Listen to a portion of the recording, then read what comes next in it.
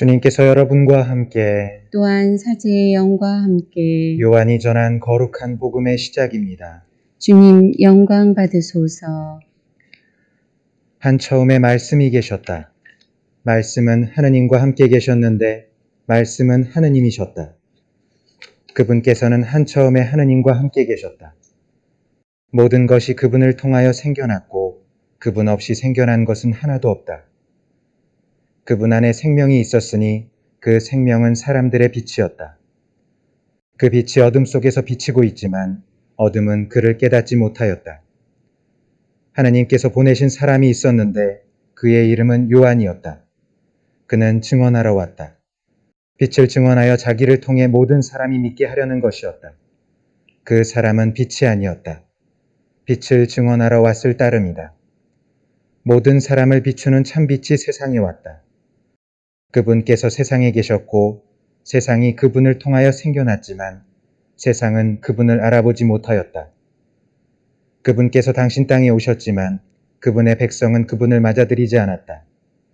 그분께서는 당신을 받아들이는 이들, 당신의 이름을 믿는 모든 이에게 하느님의 자녀가 되는 고난을 주셨다. 이들은 혈통이나 유교이나 남자의 욕망에서 난 것이 아니라 하느님에게서 난 사람들이다. 말씀이 사람이 되시어 우리 가운데 사셨다. 우리는 그분의 영광을 보았다. 은총과 진리가 충만하신 아버지의 외아드님으로서 지니신 영광을 보았다. 요한은 그분을 증언하여 외쳤다. 그분은 내가 이렇게 말한 분이시다. 내 뒤에 오시는 분은 내가 나기 전부터 계셨기에 나보다 앞서신 분이시다. 그분의 충만함에서 우리 모두 은총의 은총을 받았다. 율법은 모세를 통하여 주어졌지만 은총과 진리는 예수 그리스도를 통하여 왔다. 아무도 하느님을 본 적이 없다. 아버지와 가장 가까우신 외아드님, 하느님이신 그분께서 알려주셨다. 주님의 말씀입니다. 그리스도님 찬미합니다. 네, 여러분. 오늘은 성탄 8부 축제 마지막 날이고 2020년 한 해의 마지막 날입니다. 지난 한 해를 돌이켜보면 가장 큰 변화는 마스크를 쓰는 일이었던 것 같습니다. 그리고는 침묵을 할 수 없이 지켜야 되는, 그리고 사회적 거리를 두어야 되는, 그리고 혼자서도 잘 있을 줄 알지 않으면 안 되게 되는 그러한 사실입니다. 또 한편으로는 개인의 생존에서부터 기후변화 및 생태 위기라는 전 지구적 차원에 이르기까지 큰 위험 앞에 우리 인간이 서게 되었다는 것을 자각하게 되었다는 것입니다. 여기서 우리는 각자 도생이냐 공동체적 형제적 사랑이냐 사이에서 어떻게든 함께 살 길을 찾아야 하는데, 세상과 우리나라 현실을 보면 다 같이 살 수 있는 옳은 길 찾아가는 것이 결코 쉽지는 않을 것 같아 참으로 큰 걱정입니다. 그리고 세상이 이렇게 돌아가니 지금 나로서는 결코 버릴 수 없는 소중하고도 근본적인 것이 무엇인지를 새삼 심각하게 성찰하게 되었다는 것입니다. 이렇게 참으로 혼란스러운 한 해를 그래도 우리는 혼자가 아니라 가족이 있어서, 또 우리 가정을 보호해 주시는 부모님, 의탁하는 형제 자매들이 있어서 천근만근 삶의 무게를 그래도 잠시 내려놓고 숨 좀 돌리면서 살아올 수 있었습니다. 오늘 2020년 마지막 날 밤, 평범한 사람들로서 매일매일 희망을 키우며 인내의 삶을 살아온 우리들 모두가 서로에게 얼마나 소중한 한 가족이었는지를 새삼스럽게 느껴야 되는 오늘이라고 봅니다. 김현승 시인의 아버지 마음이라는 시를 읽어봅니다.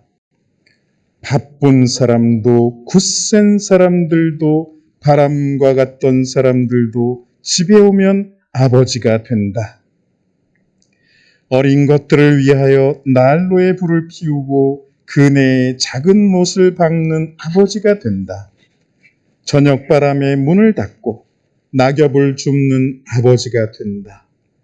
세상이 시끄러우면 주례앉은 참새의 마음으로 아버지는 어린 것들의 앞날을 생각한다. 어린 것들은 아버지의 나라다. 아버지의 동포다. 아버지의 눈에는 눈물이 보이지 않으나 아버지가 마시는 술에는 항상 보이지 않는 눈물이 절반이다. 아버지는 가장 외로운 사람이다. 아버지는 비록 영웅이 될 수도 있지만 폭탄을 만드는 사람도, 감옥을 지키던 사람도, 술가게의 문을 닫는 사람도 집에 돌아오면 아버지가 된다. 아버지의 때는 항상 씻김을 받는다. 어린 것들이 간직한 깨끗한 피로. 그런데 프란치스코 교황님께서는 올해 12월 8일 보편교회의 수호자 성요셉 선포 150주년을 기념하는 교서를 발표하셨는데 그 교서의 제목이 아버지의 이름으로입니다.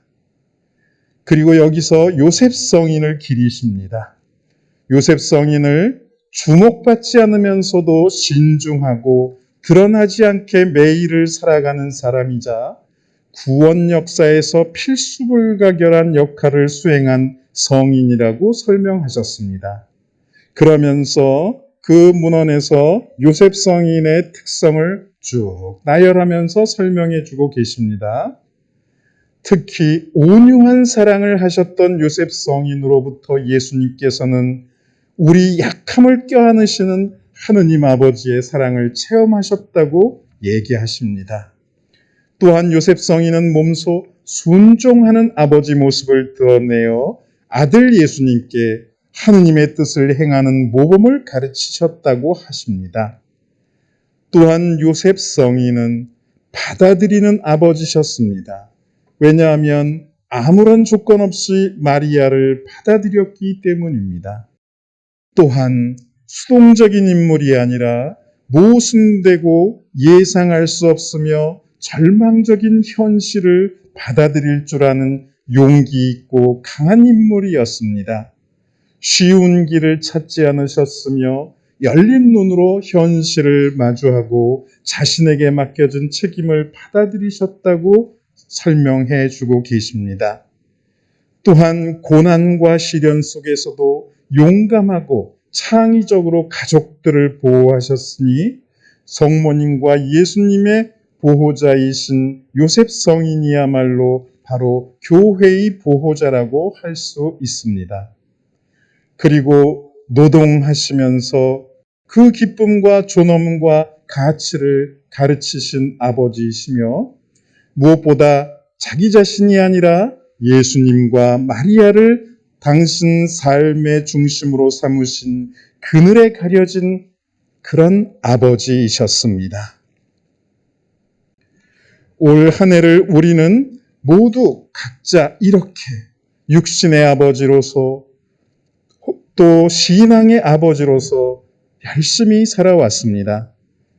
또는 한편으로는 그 아버지를 미워하고 사랑하고 원망도 하고 그리워도 하고 또 섭섭하게 해드리기도 하고 격려도 해드리며 감사하며 무엇보다도 아버지 덕분에 아버지를 중심으로 하나가 되어 살아왔습니다. 자, 이 한 해도 하늘에 계신 아버지를 우리 모두의 아버지로 모시면서 그렇게 열심히 살아온 것처럼 새해에도 특별히 신앙의 아버지인 요셉 성인과 함께 또 더욱 그렇게 하늘에 계신 우리 아버지를 모시고 한 가족으로 살아가면 좋겠습니다. 감사합니다.